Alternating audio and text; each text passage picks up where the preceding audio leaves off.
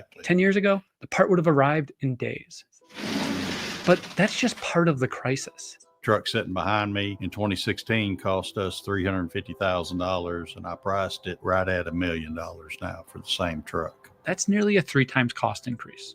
I'll explain why this happened later. But even communities that can stomach the cost increases now face a brutal reality. The wait time tripled. I've heard upwards of 36 to 48 month delivery time. It's forcing local governments into impossible choices. There's only so many pennies in the piles, what I tell them, and you just move the pennies around to make things work. So where are we right now? We're right here in the central part of Saline County. And what other areas are experiencing these same kind of issues? Oh, it's not just confined to this county, it's to everybody. This impacts rural America, the big cities, everybody. It's all connected. Cities can't get new trucks, which means small towns can't buy their hand-me-downs. In rural communities, Gil told me they're piecing together 50, 60-year-old trucks, and no one can get parts for repairs. We're running into the same issues with these trucks as we are the big trucks. It doesn't matter size or anything, it's just getting parts for them. The question is, who's profiting from the chaos?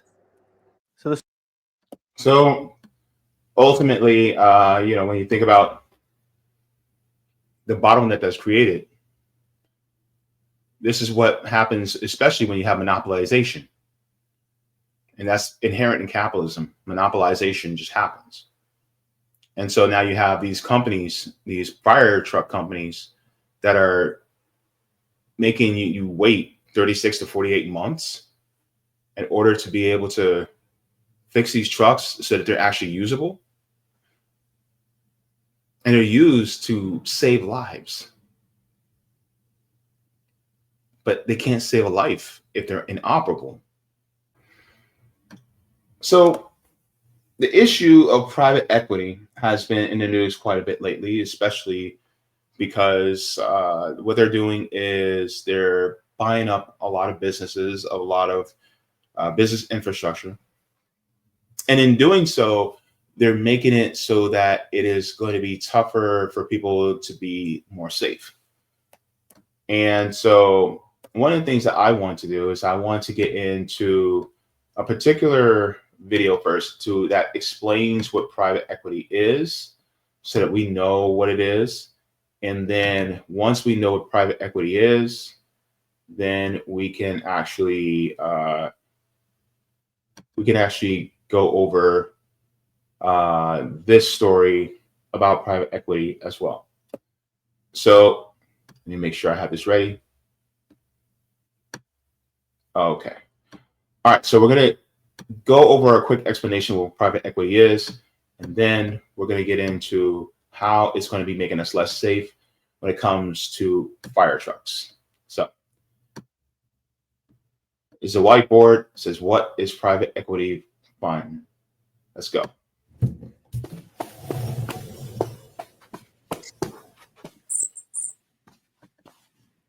Hi, it's Paddy Hirsch at Marketplace. So what is a private equity fund? Well, it's a collection of investors who get together to buy a company, and actually to flip a company, using a process called a leveraged buyout. So a private equity, or PE, as they like to be called, a PE fund, all right, here we are. So a PE fund is actually the same as an LBO fund. In fact, they used to be called LBO funds back in the 80s, but then they kind of fell out of favor, and so they changed their name. Anyway, so this actually works using a process, this leverage buyout thing works using a process that's very similar to kind of flip this house, all right? So say we have, we've got a house, all right? It's worth $10 million. It's a big house in the country, okay? It's actually got, it's got like servants' quarters and all the rest of it. It's actually got a bunch of staff in there, butler, cook, all the rest of it. And a bunch of investors see this place, this $10 million home. They think, yeah, we could buy this and flip it, right? So the investors all get together. Okay, there's like 10 of them. They all get together, these guys, and they club together and they get $1 million. Okay, but obviously that's not enough because it's $10 million. So what do? They go to the bank, all right, and they say to the bank, look, bank, can we borrow $9 million? And the banker says, okay, yeah, here's $9 million for you, because I can see that you're putting some money up yourself. I'll lend you the money, want it back in 5 years, off you go. So we've got 1 million plus 9 million equals 10 million. That's great. They go and buy the place out. Next thing they do is they say, well, in order to make this happen, we're going to have to sell some assets. So they sell a bunch of the land off. Okay, they sell half the land off, and then they knock down all of the staff quarters here, or the staff quarters go, and then they sack all the staff except for the butler, and then they renovate. They put in hardwood floors and granite countertops and all the rest of it. And 5 years later, they flip it, and they sell it for $20 million. Yay!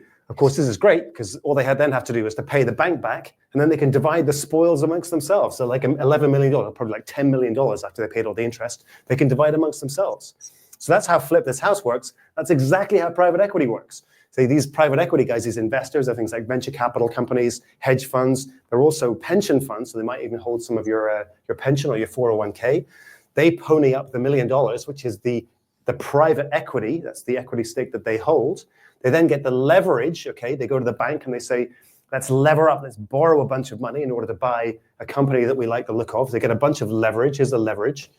And then So it is quite interesting how the people who are the most privileged, who already have a bunch of money, are going to make themselves richer by taking that money, borrow, and then, of course, they have the credit, so they're going to borrow from the bank and then buy up these businesses and then gut them in order to be able to make more profit. And then what happens to those workers? What happens to them? Then they get fired. And then they get shafted. All because, well, they got to get theirs. These people at the top. Let's continue.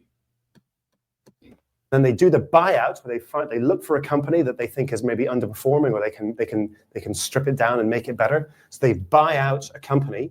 All right. They then strip that company down, maybe sack a bunch of staff, maybe sell off a bunch of assets, streamline it.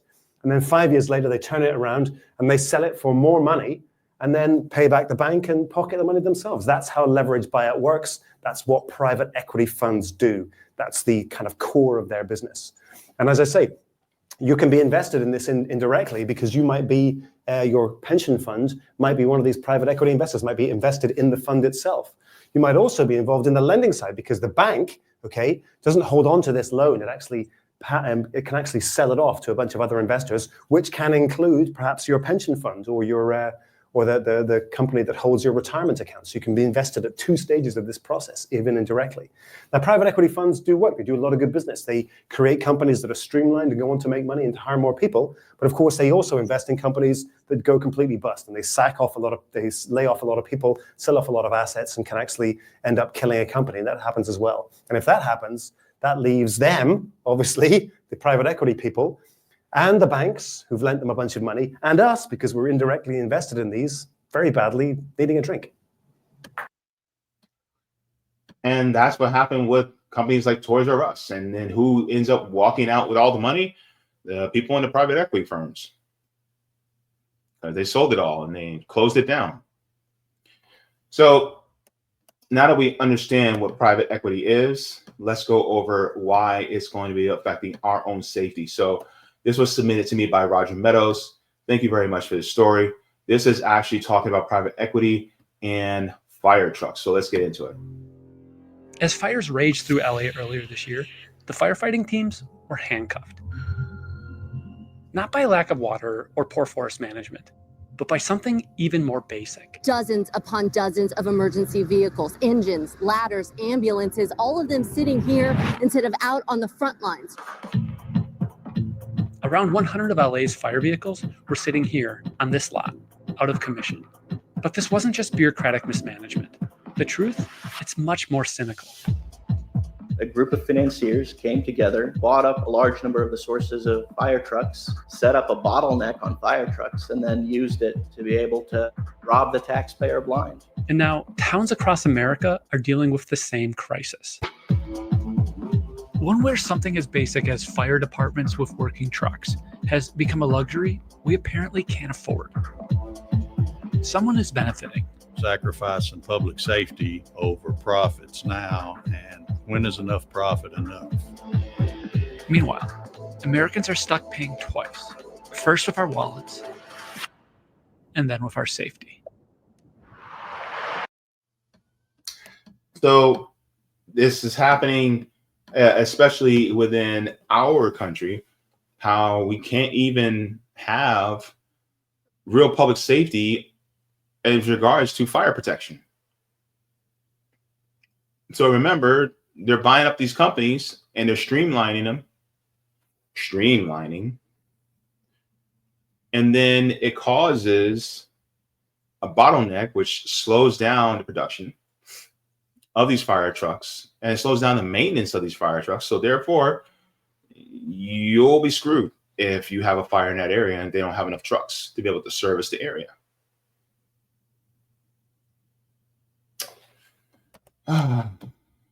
That's the system. Let's continue. I headed to Salem, Arkansas, because I had heard about a $1 million fire truck that couldn't fight fires. This truck was out of service for 10 months. Could not drive it. That's Salem Fire Chief Gil Carpenter. After 30 years on the force, Gil's witnessing something unprecedented. When fire trucks break, communities can't fix them. They couldn't get the springs, is what they told us. We would drive it, but it had to be driven really slow. It just road walked real bad. Had to do a fire going 15 miles an hour. Took longer. The other trucks were passing it. I mean, me and my bike could pass it. Yes, sir. Exactly. 10 years ago, the part would have arrived in days. But that's just part of the crisis. Truck sitting behind me in 2016 cost us $350,000, and I priced it right at $1 million now for the same truck. That's nearly a 3 times cost increase. I'll explain why this happened later. But even communities that can stomach the cost increases now face a brutal reality. The wait time tripled. I've heard upwards of 36 to 48 month delivery time. It's forcing local governments into impossible choices. There's only so many pennies in the piles, what I tell them, and you just move the pennies around to make things work. So where are we right now? We're right here in the central part of Saline County. And what other areas are experiencing these same kind of issues? Oh, it's not just confined to this county, it's to everybody. This impacts rural America, the big cities, everybody. It's all connected. Cities can't get new trucks, which means small towns can't buy their hand-me-downs. In rural communities, Gil told me they're piecing together 50, 60-year-old trucks, and no one can get parts for repairs. We're running into the same issues with these trucks as we are the big trucks. It doesn't matter size or anything, it's just getting parts for them. The question is, who's profiting from the chaos? So ultimately, when you think about the bottleneck that's created, this is what happens, especially when you have monopolization. And that's inherent in capitalism. Monopolization just happens. And so now you have these companies, these fire truck companies, that are making you wait 36 to 48 months in order to be able to fix these trucks so that they're actually usable. And they're used to save lives. But they can't save a life if they're inoperable. Wow. Let's continue. The story starts with a private equity fund called American Industrial Partners. That's Bezel Musharbash.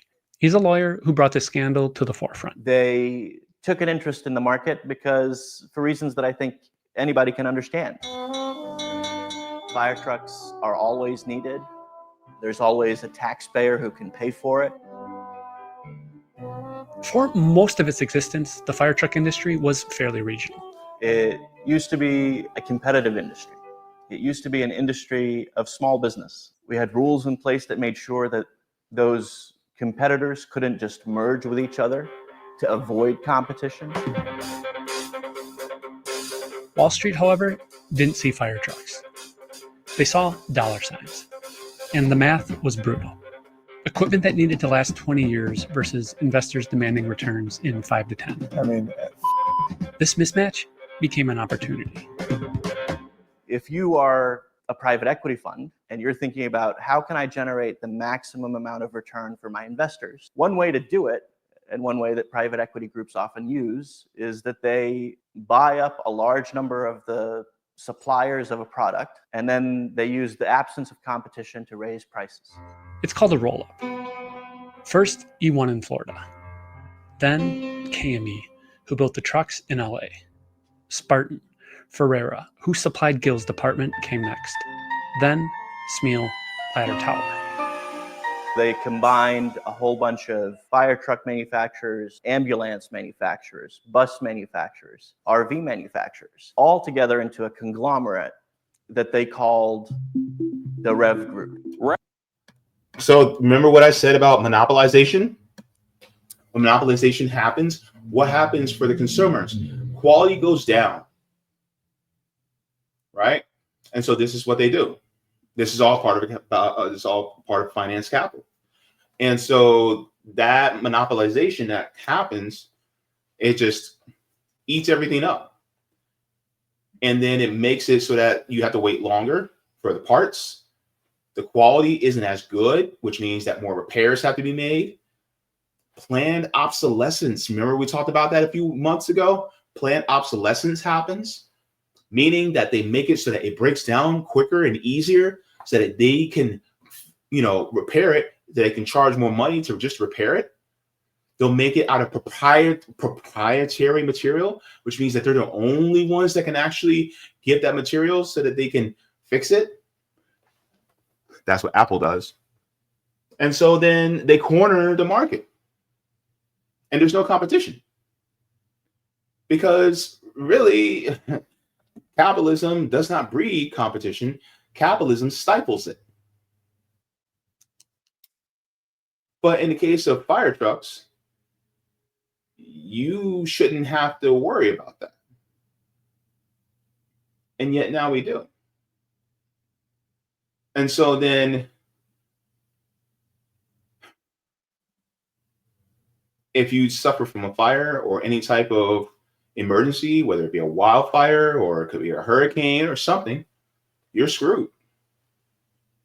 Because that is the issue with private equity. They will make it so that your trucks are taken out of commission. And in order to be able to put them back into commission, you got to pony up the dough. And it's a lot more than what it used to be. Costing municipalities more money than what it should. All because the shareholders have to get their big dividend checks. Let's go a little bit further. REV is not an acronym. It really is a statement. It's talk about, similar to a revving car, ready for acceleration. It's about speed. It's about passion. It's about moving forward at a fast clip. At first glance, the Rev Group controls about 30% of the fire truck market. But according to Basil, their real market power is much more. There are still small manufacturers, but they basically all buy their body of their vehicles from the Rev Group. So like the Rev Group basically controls how many fire trucks they can produce and basically what prices they can set. When fire chiefs couldn't find equipment in 2020, COVID and supply chain issues delayed delivery time to 2 years. COVID supply chain issues took the blame. But as the world reopened, something unexpected happened. The shortage only got worse. Today, the wait is longer than ever. The truth? Rev Group told investors about this strategy 2 years before the pandemic. 5% profit. That's what these companies made before acquisition. Rev Group's ambition? Double it. Their method was control and efficiency, proprietary technology to lock in part sales. Then standardize their offerings and save money by closing down the facilities that made the old equipment. One of the largest employers in Carbon County. Hundreds of skilled workers gone. America's fire truck manufacturing capacity vanished. Right when demand would surge to unprecedented levels. Local governments had gotten a bunch of money through the COVID assistance that came down during those years. Communities everywhere used that money to upgrade their aging fire fleets. And you can imagine that gave Rev Group significant power to raise prices, because now it wasn't the Rev Group competing for sales. It was customers literally competing with each other to get fire trucks from the Rev Group. You're sacrificing public safety over profits now, and I don't think the people that are the shareholders in that conglomerate actually understand that. When is Is enough profit enough? So ultimately, that's the question. When is enough profit enough? In a capitalist system, there's never enough profit. This is why they have infinite growth. But you cannot have an entity like capitalism that requires infinite growth on the planet with finite resources. It is completely impossible. So therefore, they're going to keep increasing the prices. And guess who ends up getting shafted? It ends up being you and me. And if an accident does happen and the fire truck is out of commission in that area, then they're going to have to employ another fire truck, which is out of the area, in order to get to you. And time is of the essence when it comes to emergencies.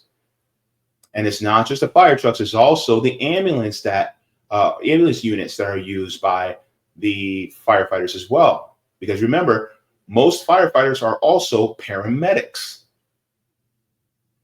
And so it is of the utmost importance to get people to the hospital as quickly as possible.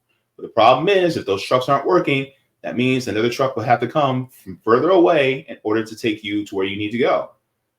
And especially time is of the essence.